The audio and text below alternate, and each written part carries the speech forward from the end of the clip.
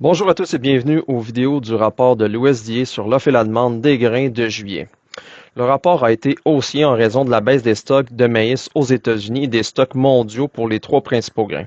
Celui-ci comportait beaucoup de changements, dont les données sur les superficies ensemencées et récoltées ainsi que les stocks de blé pour 2025-2026, tous aux États-Unis, publiés le 30 juin dernier. Je vais donc m'en tenir qu'à l'essentiel. Commençons pour le maïs aux États-Unis. Les stocks de début pour 2026-2026 ont été abaissés de 125 millions de boisseaux en raison de la hausse de la consommation animale en 2025-2026.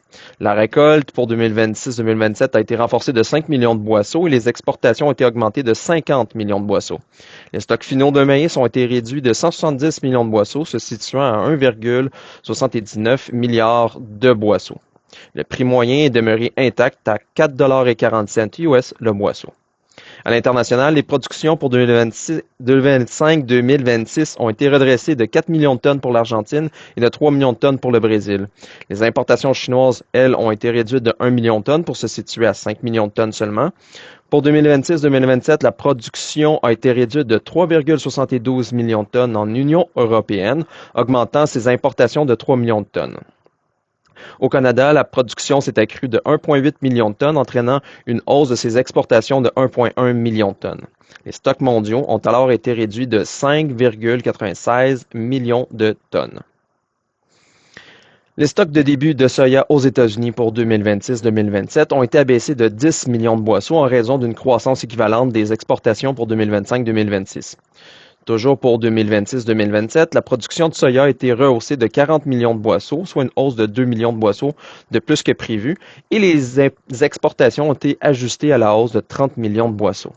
Les stocks de fin sont demeurés inchangés à 310 millions de boisseaux. Le prix moyen est resté identique à 11,40 $ US le boisseau.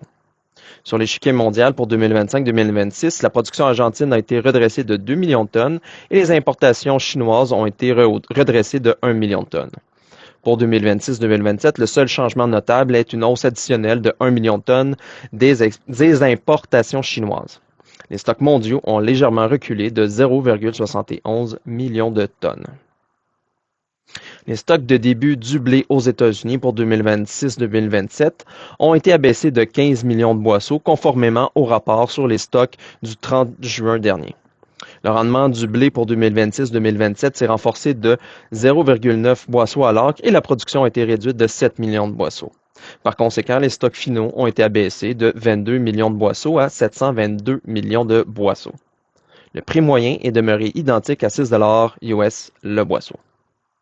Sur la scène internationale, les récoltes mondiales sont demeurées relativement semblables car les hausses de 0,5 millions de tonnes en Ukraine et en Russie ont été compensées par une réduction de 1 million de tonnes au Canada due au rapport sur les ensemencements du 30 juin dernier.